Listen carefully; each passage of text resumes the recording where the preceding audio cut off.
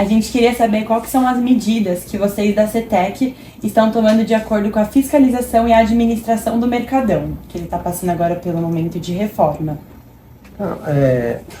Bem, como você colocou, as medidas que a gente a reforma do Mercadão. O Mercadão é um prédio icônico da cidade de Campinas, ele é quase secular, né?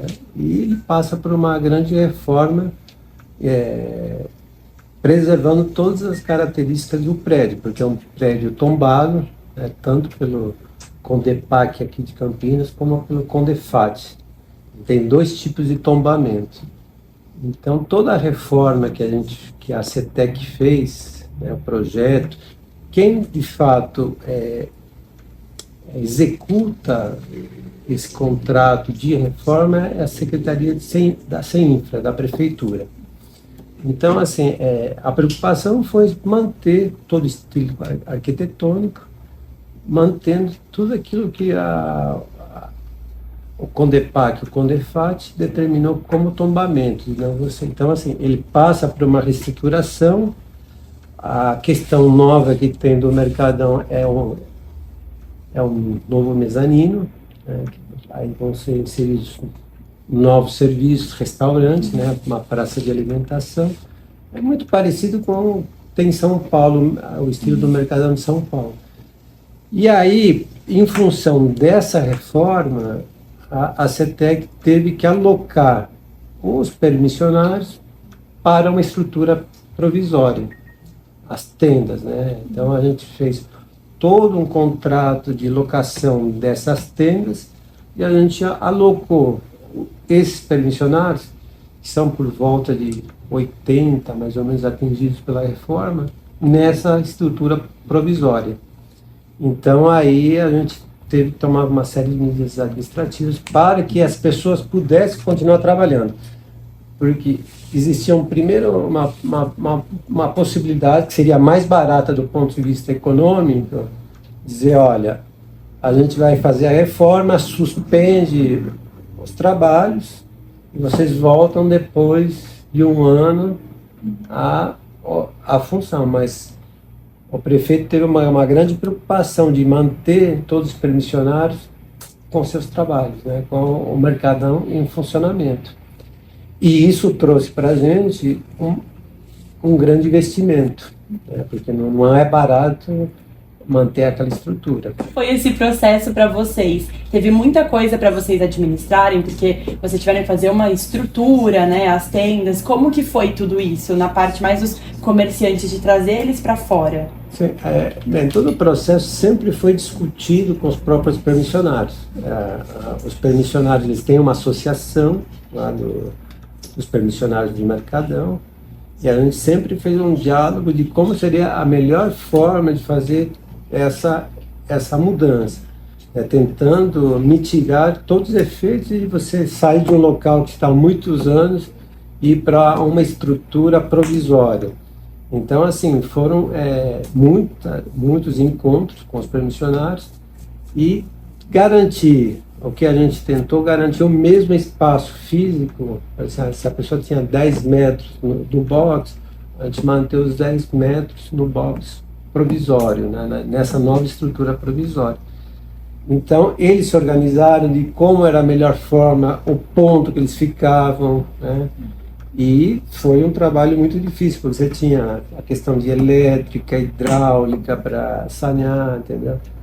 Várias questões que a gente precisava trabalhar. E uma das questões, por exemplo, na questão elétrica e de água, cada um tinha seu relógio, então cada um pagava, né,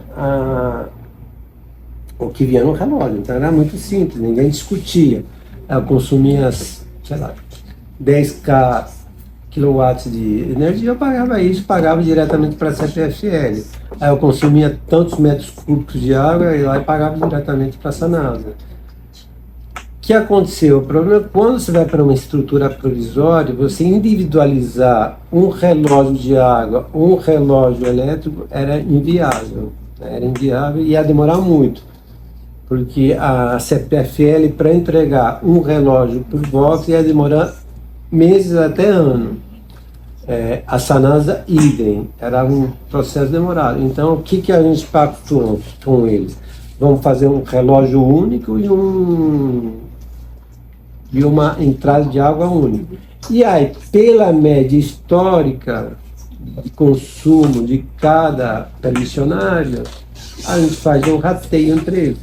Porque tem gente que não consome quase nada de água e tem gente que consome muita água, né? Por exemplo, peixaria. Peixaria consome muita água, né? Um restaurante, uma lanchonete também consome água. Agora, alguém que vende, sei lá, vende um produto embalado, que não tem nada, não consome quase nada de água. Então, isso foi feito um rateio entre pegando a média histórica de cada permissionário. Entendi. A gente chegou aí até o Mercadão para conversar com eles, para entender o que estava acontecendo, antes da gente conseguir conversar com o senhor. E muitos deles questionaram exatamente isso. Não questionaram, mas eles mostraram pra gente alguns desses problemas. No caso, foi o que você falou. Eles estavam pagando um valor X do aluguel, da água e da eletricidade a mais do que eles já pagavam antes. Aí muitos estão pagando água e eles não usam. Aí já a peixaria, ela usa a água e está pagando quase o mesmo valor. Aí a gente ficou meio nessa dúvida, porque eles levantaram esse ponto para nós. Teve um deles que comentou pra gente que teve quase mais de 300% de aumento dos custos que ele já tinha normalmente. Aí por isso que justamente a gente quis conversar com vocês para entender tudo isso, para dar, trazer uma explicação para nós. Então, aí assim, todo esse processo de como era o rateio, a gente trabalha o princípio, a premissa de como que é o rateio. Então, assim, como qualquer condomínio, né? Assim, você tem um custo, porque o que acontece? Muita gente, na realidade, assim, nem tinha ligação de água. Porque, assim, tem que pensar, era uma estrutura muito antiga, né? Quase secular, então, assim, a pessoa tinha um box. Por exemplo, vende um produto, vende calculadora, por exemplo. Tá bom, ele não precisa de nada, não precisa de nada de água. Mas quando você vai para uma nova estrutura, mesmo que você não venda só calculadora, a nova legislação exige uma entrada de água. E mesmo que você não consuma um pingo de água, você tem uma cota mínima. Então, é isso que as pessoas não entendem. Então, assim, que tem gente que não pagava nada, mas a partir desse novo modelo vai começar a pagar, entendeu? Não tem como não pagar, né? Porque é um mínimo, pelo menos a cota mínima de água, até porque se ele, então assim, cada box tem uma entrada de água, ele tem uma torneira, porque a pessoa, mesmo que não manipule alimentos, não manipule nada, ele tem que lavar as mãos, o mínimo, porque ele mexe com dinheiro, mexe com coisa. Então, alguma coisa mínima ele tem que utilizar. Então, tem um preço mínimo. E esse preço não é a CETEC que estabelece, é a Sanasa. Então, mas o rateio, veja bem, de quanto cada um pagava e tal, isso foi uma fórmula que a própria Associação dos Permissionários chegaram. Não foi a CETEC que impôs, você vai pagar X ou Y. E aí também assim, tem outras questões que entram nesse rateio. Por exemplo, lá nós temos uma tenda, uma instalação provisória. Então, assim, uma tenda é muito mais quente do que um ambiente que com alvenaria. Então, por exemplo, no Mercadão não tinha nenhum sistema de refrigeração. Aqui precisou colocar, senão ia virar 60 graus.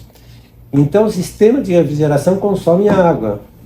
E todos consomem água. E isso entra, essa despesa da água. Então, é uma entrada comum e você tem que ratear essa despesa. Então, tem gente que deve ter tido até mais de 300%. Né? Porque eu não pago nada e vou, mesmo que seja R$100, R$50 por mês, eu estou percentual. Então, os percentuais, eles parecem grandes, mas quanto que isso representa em termos de dinheiro?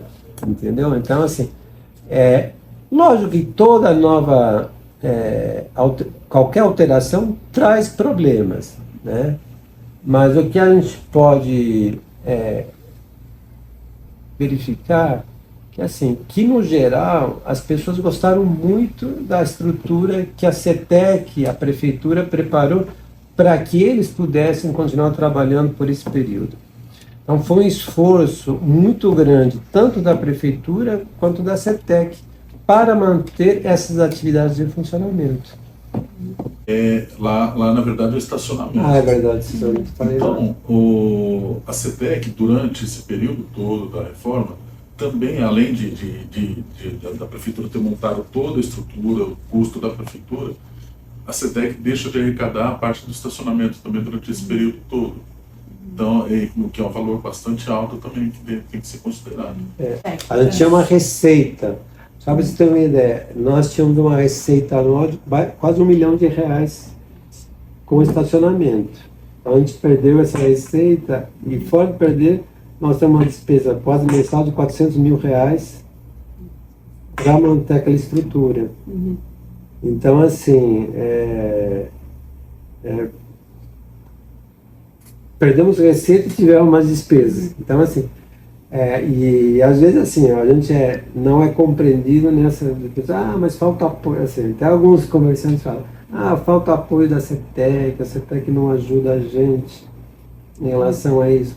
Olha, a gente ajuda muito e, assim, e não ajuda mais porque a gente nem tem espaço financeiro, não tem mais onde tirar o dinheiro.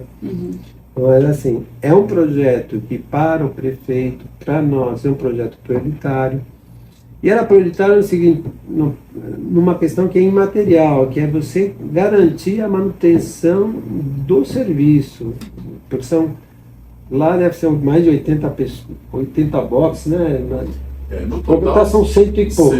Quase 150 no total. Mas tem uma parte que a gente ainda não mexeu. Não mexeu, então esses aí, mas aquilo que a gente mexeu, assim, é isso que eu falava para eles. Se a gente pensar só do ponto de vista econômico, era melhor dizer, fechamos, daqui a um ano vocês voltam.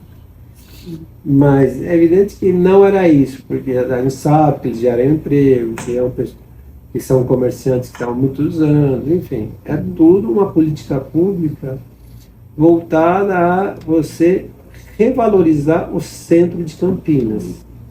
Então, a gente quer que o centro de Campinas volte a ser um lugar de convívio de todas as pessoas, não um lugar segregado, que